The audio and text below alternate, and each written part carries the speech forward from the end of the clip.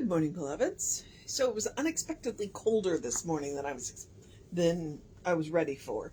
Apparently it's 35 degrees out there, and I was like, wait, what? I thought it was going to be in the 40s, not the 30s, but welcome to weather. Still, it's a beautiful day. It's very sunny. There were no clouds, and then it could be messy tomorrow, so, but it was definitely too cold for the bike, so we just went for a walk. I say we just went for a walk. We went for a walk. It was good. We got to wear the knit caps and have a good day. Have a good walk. And we have an interesting title today. So it is January 23rd. Our title is When Bogged Down. The first quote is, "Be not overcome of evil, but overcome evil with good." And that is Romans 12:21. The second quote is, "Evil is not an entity, but an experience on the pathway of self-unfoldment. It is not a thing of itself, but simply a misuse of power." That is Science of Mind, page 335. On my way to Palm Springs one day, I saw a car by the side of the pavement. It had become bogged down in the soft sand. The driver had tried to get back onto the pavement, but the more he spun the wheels, the deeper the car sank into the sand. It is easy to leave the path of good living and become bogged down in fear, worry, and anxiety, the soft sand of negation. Then, the more we worry and fret, the deeper we sink into the negative outlook upon living. Such an outlook ultimately leads us to believe that the power of evil intent has enveloped us. Looking at evil continuously in our experiences, in the lives of others, and in the world in general awakens many seemingly justifiable reasons for fighting it. A decision to fight evil makes an entity of it. To understand the nature of evil is as only the wrong use of the creative power of mind offers an opportunity to destroy evil by the right use of this power. A change from wrong to right in the use of the creativity of life dispels evil as readily as light dispels darkness. It cannot be said too often that evil is not an entity with destructive powers. It is only an effect. At some point along the pathway of living, the creative power of life has been used wrongly. When we correct this wrong use, we are set free from the adverse results that were viewed as evil. Take your stand with faith and trust in God, and you will be for something and against nothing. I affirm my trust in the absolute goodness of God's creative action.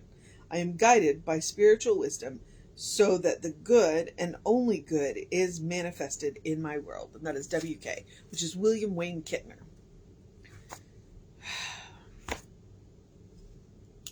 Now, where do you go with that? I've said many, many times, that evil is not a power in and of itself. We are not a dualistic religion. And even if you go back and look at the in the Bible, and they call him various names, Satan, Lucifer, the devil.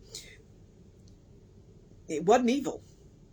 He was an angel, and maybe more than one, because the way the Bible talks about them, they sound like different entities.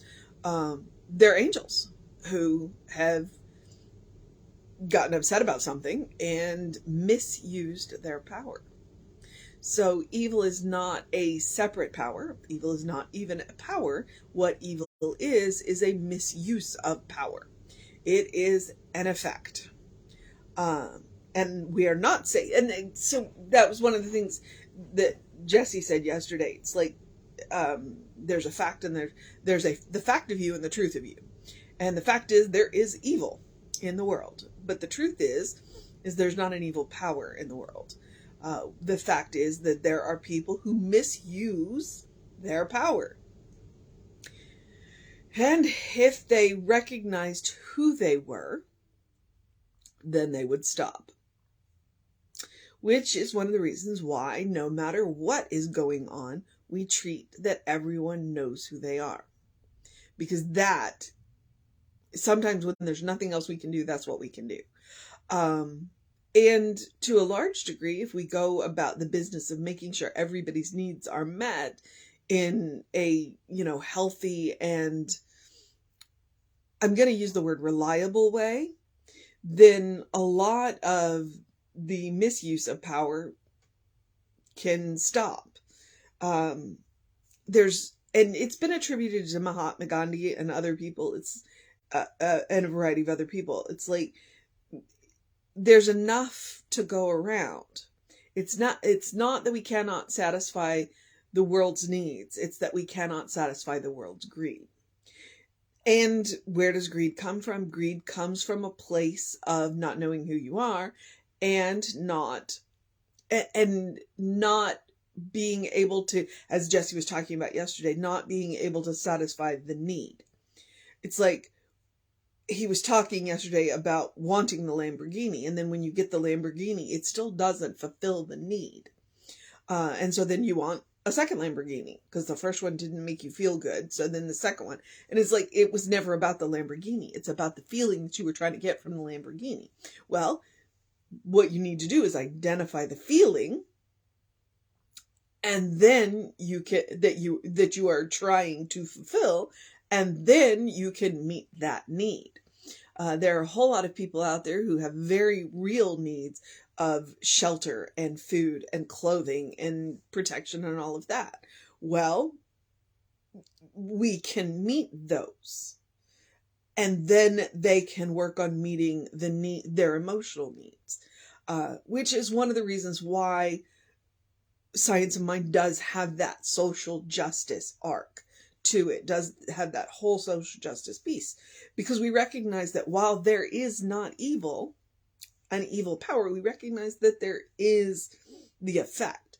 And what can we do to combat that? Well, one of the things that we can do is make sure that people's needs are being met. Their physical needs are being met. And then they can work on meeting their emotional needs. It's called Maslow's ladder, I believe. Sharon quotes it fairly regularly, and it's in psychology. When you meet people's basic physical needs of food, shelter, protection, then they can start to work on their emotional needs. While their physical needs aren't being met, then they can't do anything about satisfying their emotional needs. They're focused on their physical needs. That's one of the reasons why Science of Mind and has that social justice arc, is the completion of that sentence. And so and he uses that really good example of the car in the soft sand. It's like, if we can't meet the basic needs, then of course we're going to be overcome with fear, worry, and that lack consciousness. And so, that's where we start. That's one of the reasons why we do that food market with the food bank. It's like, can we meet everybody's needs? No, but can we meet some? Yes. So we do what we can. And all of Science of Mind is like that. We have this, we want to help our fellow godlings so that they can figure out who they are. And we do it without, there no strings attached.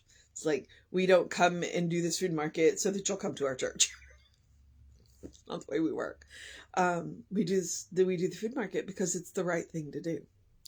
And if we can in any way help for a moment release those fears, and then you have a minute to think about who you are. All right. I don't know where I went with that. It was kind of a strange title, but it's a very good example. And what it occurred to me is, because you do the same thing in the snow. It's like, then you have to put something underneath the car that the car won't spin through, like a board. I was watching Expedition Unknown. I absolutely adore that show because it goes interesting places. And they got caught they were somewhere in Africa, and they got caught in a dune, and a shepherd comes over and says, "Hey, here, let me show you how to get out of this." And what he did was he put scrub brush underneath it so that the wheels had something to catch on. Well, that's what science of mind is. It's something to catch on. It is that board under the tire that supports you for the moment while you get your feet underneath you. It's a teaching that says, hey, do you know who you are? Let me show you. We don't teach you what to believe. We just teach you how. We provide that board so that you're not spinning in space, throwing sand everywhere. It's like, you know what? The world's a better place than you think it is. Let us show you. Let us show you. And that's how we live our lives. Let us show you. Let's be good to each other. And I'll quote the Dalai Lama to myself under my breath. If you can't help them, at least don't harm them. So use that creative power. All right. And, smile at yourself in the mirror while you're brushing your teeth. That was what I said yesterday. Okay. So all right, Mr. Kintner. The last line. If you want a mission today, the mission today, should you choose to accept it, is to take your stand with faith and trust in God. Take your stand in faith and trust in spirit. Put that board underneath that wheel and stop spinning in that sand of negative thoughts and feelings. And, there's a way through. And when you trust, you open up your consciousness for spirit to show you the infinite variety of ways that your needs can be met, rather than narrowing it down to my good can only come from this way. Yeah. And that, I think, is kind of the I don't know what word I'm trying to use there. The point of science of mind is there's an infinite variety of ways for your good to come to you. Open up. So take your stand in faith. Trust in God. Trust in spirit. There's an infinite variety of ways for your good to come to you. All right. So that is the mission today. The second mission is the same one I give you every day, which is to do something loving for yourself, do something kind for yourself, do something compassionate for yourself, whatever it looks like. Big, small, doesn't matter. Point being to do it. I encourage you to practice on yourself. My point of encouraging you, it is a spiritual practice. It absolutely is. But the point of practicing it every day, it takes 21 days to create a habit. And what I'm after is to create a default setting that no matter what happens, you can respond to any situation, to any person, lovingly, kindly, and compassionately. Especially yourself, because you deserve your own love, you deserve your own kindness, you deserve your own compassion. You are also your own best test subject. You get immediate feedback right there. But when you create that habit, you are creating a well-worn path, to the source of your own being, the center of your being, to the source of inexhaustible love, the source of inexhaustible compassion, the source of inexhaustible kindness. And that's how we create a world that works for everybody. That's the motto or whatever of Science of Minds, Centers for Spiritual Living, is a world that works for everybody. Well, how do we do that? By practicing love, kindness, and compassion. By helping people meet their own needs, by helping people learn that their good can come from an infinite variety of directions, not just the one that we can get kind of hyper-focused on. And when you practice love, kindness, and compassion, it can be as simple as taking a deep breath before you speak so that you're aware of the words that are coming out. But it can look like taking a walk, it can look like taking a nap, it can look like self-care. But it can also look like eating dessert first. It can look like calling a good friend and having a cup of coffee and then actually making a point to enjoy the coffee. So it looks like making room for joy. I say eat dessert first, and sometimes I mean it literally, and sometimes I mean it for the metaphor of don't save the good stuff. Do it now. Do it now. we never know how long we're granted here. So don't save the good stuff. All right. I also encourage you to do something to engage your mind and your body. It may be 35 degrees out there, but a good brisk walk is still a good thing. I encourage you to drink plenty of water, especially when it's cold. So we tend to get a little dehydrated with the heat running, and it can be warm. I encourage water. I don't have any say about what you put in that water. So please hydrate. I do encourage you to get early in your day bright light. There was a whole lot of sun this morning, and it was fantastic. I got probably more sun than I usually get just because there were no clouds at all. So, and because I wore the knit cap, I didn't have the brimmed hat, and so I got more sun than usual. It's a good thing. It's about circadian rhythms. It is absolutely about taking care of your hormones. You get that early in your day bright light. It helps to reset those circadian rhythms. And if you do that, then you sleep better at night. You have more energy during the day. You just overall, the world's a little brighter. So, and artificial light can help. So don't, if you get up before the sun, some artificial light, bright, early. Yeah.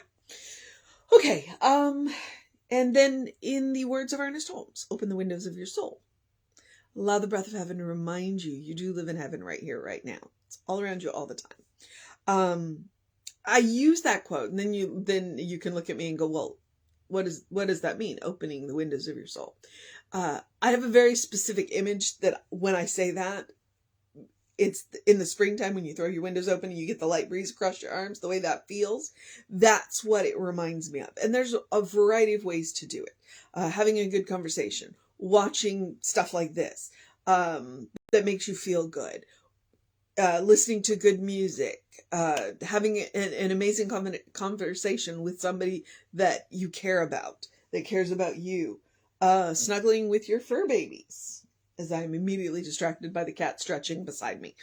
All of that, that's how you open the windows of your soul. And you let the good in, and more importantly, you let the good out. Heaven is a state of mind. It is a state of consciousness. When we learn that, heaven ceases to be a place and can become any place. And more importantly, every place. So, and when all else is just not working right, then take Emma's advice. Look for the good and praise it. And I always want to remind you, because we are made of God's stuff, you never have to look any further than you for the good. When you walk into messy situations, you bring the good with you because you are the good. And if you can see the beloved children of God involved in the situation with you, that's all that more good. So take Emma's advice. Look for the good and praise it. All right, beloveds. I am going to move into the process of my day. So here's where we do the social media part. Creative Life Spiritual Center, Creative Life Spark. I'm the Reading Rev Ryan on the social medias that I am on. We do encourage you, if you want to know what's going on with the center, to email info@creativelife.org. That will get you on a constant contact email. That comes out once a week. And then there are other emails that might come in there. But the constant contact, the cool thing about the constant contact is it has hot links. When it says click here now, it will either take you right to whatever it is that the information that you want, or it'll take you to the person that can get it for you or help you get it. I'm most proud of the hot link for the soul sessions. We have had some amazing soul sessions. Our most recent one with Cleopatra Williams was fantastic. So I encourage you, click here now. Go check out the playlist for the soul sessions. There's some amazing people on there. Cleopatra is just one of them, as is Tracy Brown. She's another one. Yeah. So check them out, please. Donald John Lewis. He's on. We have 2 or 3 of his. So please click here now. All right. Okay, if I've done that part, then that means I am on to I get to encourage you to have a great day, a wondrous day, a fantastic day, a magical day, an enchanted day, a wonder-filled day. a magic making day, a magical Monday, because it's Monday this year, a get your stuff together day, a get stuff done day, a take a break if you need it day, a don't push yourself too hard day, but a push yourself hard enough day, a good day. And if that is too much pressure, simply have a day, because you are enough just as you are. As I have said before, and will say again, you are a beloved child of God. You are a brilliant light. You are a divine spark. You are spirit in action. You are God in motion. You are a godling in whom God is well pleased and well represented. And if you don't know what that means, check us out and we'll teach you. All right? We teach you how to believe, not what. The what's up to you. All right. So, I guess I'm on to the part where I remind you that Reverend David should be on Facebook Live around 5 p.m. I'll be back with you around 9 a.m. Take care of yourself. Know that you are loved. And I will see you next time.